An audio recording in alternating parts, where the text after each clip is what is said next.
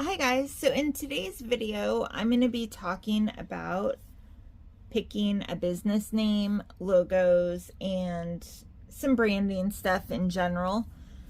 And I guess I'll start with choosing a name. My business name is Reborn, as most of you guys know. My business name, I think I've told this story before, but I didn't come up with my business name, but when I first started making Reborns, my husband made a joke because my name is Emily, that I don't make Reborns, I make Eborns, and I thought that that was like super witty and cute, so I went with it. The first thing I did was made a super cutesy childlike logo, which was all the rage back then, and now I'm making some changes, and there's some things that I wish I had known in the very beginning. So I'm going to try to share that knowledge with you guys and hopefully help you guys out if you're picking a business name, if you're wanting to change yours, things like that.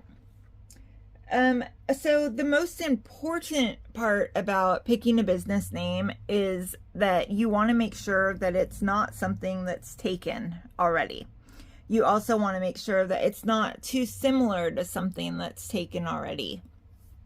I'll use Emily's Dream Dolls as an example. Obviously a different Emily, but it just popped into my head, so we'll go with it. Okay, so Emily's Dream Dolls is very well known. That name would obviously be taken. But not just that, but you would not want to choose a name that is similar in any way, really. You wouldn't want to do Emily's Doll Dreams. You would not want to pick Emily's Dream Dolls Nursery. Changing the order of the words or adding a letter, taking away one word is not enough to make your name unique. It is really, really frowned upon in the community. I know that we're all individual artists, but we are all in the same exact field. We're in the same market. All of us make up the Reborn market together. And I just can't stress enough how important it is to respect your fellow artists when it comes to names and other things, but especially names. There was a situation recently, you guys have probably heard of Shaylin Maxwell. Her nursery name is Reborn Sweet, and somebody picked the name Sweet Reborn. So while it's different, it's too close. It was a very big deal, and it's just really, really frowned upon. If you choose a name that's too close, especially if it's too close to somebody big, you are going to get a lot of hate for it behind your back and likely to your face. So that is one thing that's super important. How you can tell if a name is taken, there's several things that you want to do. It's time consuming, but please put in the time. First of all, I would just do a basic Google search for the name that you are wanting, that you're interested in having. I would also look on Facebook. I would look on Instagram. I'd look on eBay. I would look on Etsy. I would just look all over the place. If you search like the couple keywords, it should bring up things that are similar as well, and that'll help you.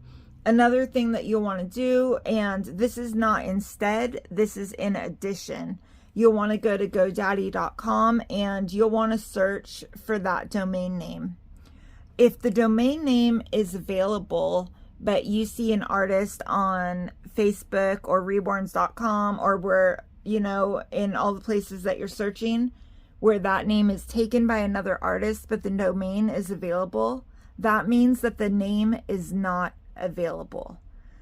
Just because they have not purchased a domain name, they're still doing business as that name, and so it's taken. I've seen a lot of people steal names and they go, oh, well, I went to GoDaddy, the domain name was available, so that means the name is available, and that's not true. All that means is that they haven't purchased the domain name. Maybe they have a website through Square or another place where they don't have to purchase the domain name because their website is, you know, Wix/Reborn Suite or whatever. There's a lot of reasons that people don't purchase a domain name. So you want to make sure you're looking everywhere. You want to make sure that you're looking for variations, leaving out Reborn, leaving out nursery, leaving out the A, you know, switching the names forward and backward. Just, you want to make sure that there's nothing similar. I can't stress enough, if you steal somebody's name, you will be like ostracized. It is so frowned upon. Just please don't do it. Please take the time to really do a good in-depth search and make sure that you're not doing it. You also want to, you know, it's not just not to be a jerk.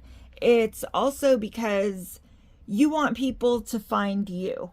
And in some ways it can work the other way around. Say you're a brand new artist and your name is very similar to a high-end artist. People might accidentally go to your website and you might think that's great. However, if they're looking for high-end babies, they'll see your work and they're not going to buy, you know, it's not like a bait and switch. They're going to know that it's not that artist that they're searching for. But you also don't want, if you're advertising and you start getting better and people keep going to this other artist's webpage instead, or their Facebook page or something, because your names are too similar. So that is just a huge deal. Another really big thing is the length of your name. How easy is it to remember? And also, if you're buying a web domain, how much typing is involved there? And, you know, I always think if I were to have a business name like Emily's Absolutely Fantastic, Amazing Reborn Doll Nursery, who is going to remember that? They might remember my name. They might remember Absolutely Amazing, but they're not going to remember enough to actually search it. And you can shorten your name. There are people that do that. And I'll use Misty from our channel here as an example. Sorry, Misty, but you're the first example that comes to mind. Her nursery name is A Unique Treasure Reborns. And because that's a mouthful, she shortens that to AUT Reborns. And that's totally fine. AUT Reborns is easy to type. It's easy to remember. However, you do need to think about, if you're doing abbreviations, are people going to know that that's you? If they, I hate to keep using you, Misty. I'm so sorry, sweetheart. You know I love you. So on, you know, if they see A Unique Treasure Reborn, if they see AUT Reborn somewhere else, are they going to associate it? If you use the exact same logo with your abbreviation, likelihood of them associating it is high. But just from a word standpoint, you want to make sure that they know what nursery they're typing in. So I would personally say try to avoid abbreviations if at all possible. If you have a long name, it's definitely better to use an abbreviation for your domain name, your website, things like that, because it's less typing and easier to remember. But ideally, if you buy a domain, it's going to be the same name as your business, so that if they can't remember what your website is, like me personally, I've bought a couple domain names. They redirect to my regular website, but I've bought eborns with the dash because I do use a dash in my logo. That's how my logo is written out. But I've also bought eborns without the dash, because they might not know that I have a dash. They might hear from somebody, oh, you should check out eborns, and they're not going to know how I write it out, and they might just try to go to eborns.com. And that way I have that domain. It'll redirect them to my page. I definitely would not do, like, you know, Eborns, Reborns, Dolls as my domain name. I want to keep it short, but I want to make sure that it matches my business name. Another thing that I want to talk about when picking your business name is something that I didn't do that I really, really wish that I had done. So when I picked my business name, it was just Eborns. That was it. This is my original logo, very childlike, all the rage back then, I have to tell you. Okay. So, I just had Eborns, and then I added on later on, like, shoot, I'll put a picture in here. I don't know. I think it's One of a Kind or Reborn art or something. I'll put a picture because I can't even remember right now. But I added some other stuff into my name because just my name alone, it didn't tell people what my product was. So I wanted them to know I was selling Reborn dolls. So I added that in. And then very recently, I'm actually in the process right now. I have just changed my logo.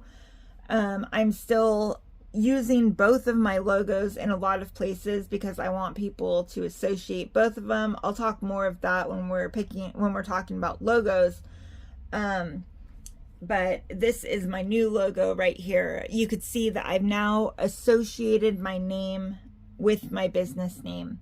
And I'm going to talk a little bit about that because this is something I wish I had known before. So I have a business page on Facebook. I have a website, everything. It's Eborns, obviously. But my personal name is Emily Elliott. So I don't know if you guys have seen or noticed this or not yet. There are a ton of groups, sculptors, pages where, as a way to protect themselves from scam pages, they have it where pages cannot comment, pages cannot join, stuff like that. You can't tag certain sculptors from your business page. And so that's a huge deal. I do have a personal page. It's Emily Elliott on Facebook. I'm not a huge Facebook person. I go on a bunch for my business, but I don't really go to my personal page. So I don't have a ton of Reborn photos. I'm not posting my stuff all the time. It's like some older stuff. And then occasionally if I have a really great baby or something, I'll post it on my personal page as well. But in general, I don't use it. So when I want to comment in these groups, and that is really important for building your brand up, getting recognition, having people recognize your logo, having people recognize your name, that kind of stuff, I have to do it from my personal page. I can't do it from my business page. If I want to tag a sculptor, which is huge if you're going for prototype opportunities, I have to do it from my personal page, which looks like I'm not a very established Reborn artist. I have I don't want to say a huge following on Facebook, but I have a decent following on Facebook. If they were to go to my business page, they would see what kind of artist I am, that I'm legitimate. I have a lot of followers. I have a lot of interaction. You know, that I'm a legitimate Reborn business. However, that's not necessarily reflected on my personal page. I've been talking for the last few weeks to one of my sculptor idols that I absolutely love. Her page, you cannot comment or anything from a business page. You can only do it from a personal profile. So I commented on one of her posts from a personal profile. She ended up sending me a private message and we've been chatting back and forth. And just the other day she said, "What's your business name again? I can't remember what it is." And I said, Eborns. And she said, "Oh my God, you're Eborns? I had no idea. I love your work. I see your work all the time." And first I was blown away, obviously, like that's so awesome. She's heard of me. She knows my work. But I was instantly, my stomach dropped thinking, oh my God, she has no idea who I am though. So when I'm posting in all these groups and everything, nobody knows that I'm Eborns. So that is something that I'm really trying to rectify. You can see my business page right here. I'll put it on the screen. In my description, I've added my actual name and that I'm a Reborn artist. I really want people to start associating me with my business name. If I could go back and had all this knowledge now, What I likely would have done is I just would have chosen like Emily Elliott Art Dolls or something like that. I would have incorporated my personal name into my business name from the get-go. Now I'm trying to do it, but it's a hassle because I'm having to use 2 logos. You know, it's just a lot of work now, and my logo is very recognizable. So I'm trying to switch to a new logo now, and that's tricky. You want people to know that you're the same person. So I guess that'll be a good segue into logos here. So I already told you guys my name story, how I chose my cutesy, very childlike logo. And that was really fun. It was totally fine when I was just beginning. I was selling babies under $500. It wasn't a big deal. However, now I consider myself a high-end artist. I am submitting for prototypes. I got my first prototype. Now your logo is basically your way of presenting yourself to the world. I don't want people to think that I'm cutesy and childlike. I want people to think that I'm a professional artist. And I want my logo to reflect that. I want my logo to look elegant. I want my logo to say, this is someone who's good at their job and knows what they're doing, basically. Whether or not that's true always, who knows? But that is the image that I want my logo to portray. So this, again, is my new logo. I really love this logo. I created it on Canva. Canva is a really great app. It's right, I'll put in where you guys can find it right here. They do have a free version, and I created all my stuff in the free version. So you can see though on my logo, I've incorporated my name, not only my name, but what I do. So you can see my business name is Eborns, that my name is Emily Elliott, and I create Reborn dolls. So that is like the kind of information that you really want to have in your logo. You also want to make sure that your logo is going to translate well. I just want to show you guys some photos right here. So this is not this Delilah, obviously, but my first Delilah with my old logo on it. I do not like it. It has like a white background. It stands out way too much. You want it to stand out, but you don't want it to take over. And it looks childlike to me. This is with my new logo. It looks elegant. It looks subtle. You can read it and it still stands out, but the baby is what stands out the most. And I always, when I was looking for a new logo, my thought was, if I do a prototype baby and my photo is on McPherson's, what do I want people to see? How do I want people to feel when they look at my work? I want them to be able to find my business name and read my business name, and I want it to look professional. That is another really huge thing as far as coloring and things like that goes, which I'll talk about right now. When you're choosing a logo, you want to make sure, first of all, that people can read it. Nobody loves some super fancy, elegant script more than me, but you want people to read it. You don't know what's going to happen with that photo 5 years from now. You know, people could download, people could share, and 5 years from now, somebody could come across that photo and go, this baby is so amazing. I want to get a baby from this artist. If they can't read your name, they're not going to be able to find you. So you want to make sure that it looks professional and pretty, but it needs to be readable. You also will want to have a few different versions of it. I have like a black one, this my regular one. I have a white one for when I'm using darker color backgrounds. I also have a yellow one, which might come in handy for some other backgrounds. and I could basically change my logo to any color that I want. And the color that I use, the color logo that I use is going to depend on the photo that I'm putting it on.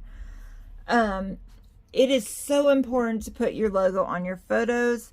You know, I mean, it can prevent or discourage people from stealing your photos. Sometimes they'll remove your logo, but it's a good way to try to protect yourself. But the bigger reason is for the example I just gave a moment ago of somebody coming across one of your photos out of context. They don't have your original post. The only thing that identifies that baby as your work is your logo. So you really need to make sure that they can identify you from your logo. You want to make sure that the color logo you're using is appropriate on that picture. You know, you don't want on a dark background to use a black lettered logo where they're not going to be able to read it, or a light colored logo on a light background. Another big thing is about your logo is, what are your Reborn goals? For me, I always knew that I really wanted to be a prototype artist. I wanted to be a high-end artist. And I wasn't really educated. I didn't educate myself on what my logo would look like when I achieved those goals. So if you have no plans to go into high-end painting, if you want to stay in the $500 range, and you know, you like your brand is like an inexpensive cutesy brand, then a cutesy logo is perfect for you. And there's nothing, I know a lot of people who do not want to be high-end artists, and that is totally fine. If you want to be like a mid-range artist, you might want something a little less cutesy. If your goals are to become a high-end or prototype artist, you want a nice professional looking logo. So it's really important to identify your goals, not necessarily where you're at right now, but where you want to be. Your work is going to change over time. It's going to evolve. It's going to get better. But once you start getting established as an artist in the community, you're stuck with your logo. And I mean, I'm changing mine. I shouldn't say you're stuck with it, but it's very difficult to change it, just for recognizability. It's scary to change it. You don't want to be you're afraid to post stuff with your new logo and wonder, people, are they going to know that I'm the same person that did this work over here? I'll just show you. I got my new business cards. I put my new logo on the back, on the front, but for now I kept my old logo on the back, just so that my customers and people can start getting used to seeing that this logo, and they'll start associating it with me. And hopefully by the time I run out of these cards, I won't be using this old logo at all anymore. I'll just be using my new good logo. One thing that you want to think about when choosing a logo also is, how is it going to fit on things? For instance, I have these cards. They are just my like mohair conditioner instruction cards. I have my old logo on here very small. My new logo, however, it's shaped a lot differently. If I shrink it this small, you're not going to be able to read any of that text. So it wouldn't be a great fit for cards like this. I'm gonna have to work around a little bit. You also want to think about, how is it gonna fit if you have like stickers. Okay, these are my old stickers. You could see they fit pretty perfectly in a circle sticker. These are my next ones. These were like made for a circle sticker. And then these are my newest ones. They do fit in a sticker, but I do have to make it a little bit smaller. It's not taking up the full sticker like these ones would be. So if you did a logo that is super long, you have to think about how you're going to shrink that in to fit, and maybe the sides are going to be totally empty. Same thing if you have a logo that is just crazy long. If you make it fit into a small space, what's it going to look like in that small space? Another thing to consider is any type of branding stuff you may have. I have iron-on onesies that I've used for years, and I'm considering, I actually might keep this logo for a long time for iron-ons, just because onesies go on babies and they can wear cutesy little stuff.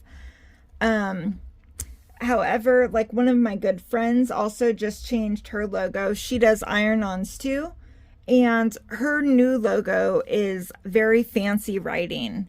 The person that makes our iron-on logos, she's very worried about how she's gonna do that new logo because the script is so small it can't easily be cut out. So that is something to really think about. How is it gonna translate onto any merchandise that you have, color bleeding, things like that. You don't want it to be too intricate. You definitely want it to be readable. You want it to be in a shape that can easily translate into a circle.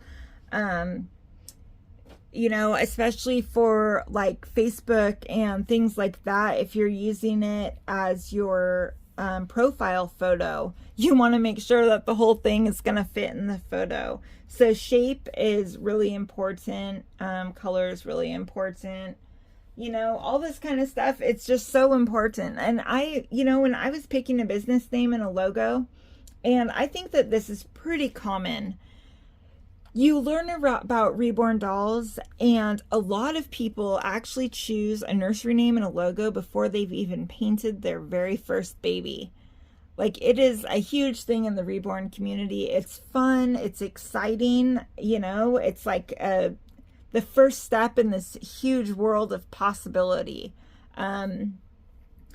But, you know, a lot of times you don't think about your long-term goals. You don't think about how it's going to translate in all these different areas. When you create a logo, it's on a white background. I use an app called Background Eraser. I'll put it up here, but there are a ton of free ones you can use. So I had to go in and remove the white background from this.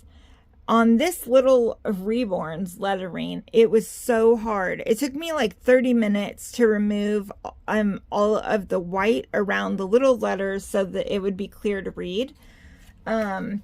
So that's another thing to think about. You need to remove the background if you want to overlay it on photos without it looking like a clunky white square. But how easy is it going to be? My good friend, also the one who's changing her logo, her old logo had baby footprints on it, which I loved. They were realistic. They were super cute, and an absolute nightmare for removing background because the background remover wants to remove white, super light gray. It was very, very difficult to get that to translate and look well when you remove the background and stick it on a photo. So I would recommend when you're playing around with logos, I would recommend Canva. I already said it's great. They do have a paid version, but their free version is great. It has everything that I need for logo creation and everything. I would play around with doing a few different ones. Put them on photos. What does it look like? Put it on a mock business card. How does it translate? Try to fit it into a small circle. Is it going to be okay for stickers? How would it look for iron-ons and any other branding type stuff you have, thank you cards, you know, all of that kind of stuff. And I'm just trying to look, is there anything else that I forgot? I think that that's it. If I missed anything, let me know and I'll definitely answer your questions. I know there's a few of you right now that are trying to come up with business names and logos. The most important advice I can give you that I wish that I would have done is definitely try to incorporate your real name into your business name. As an actual Reborn business, if you're not just doing this for fun as a hobby, if you're doing this to sell, make sure that it has your name and what service or product you provide. All right, you guys, I hope that this was helpful, and I'll see you in the next one.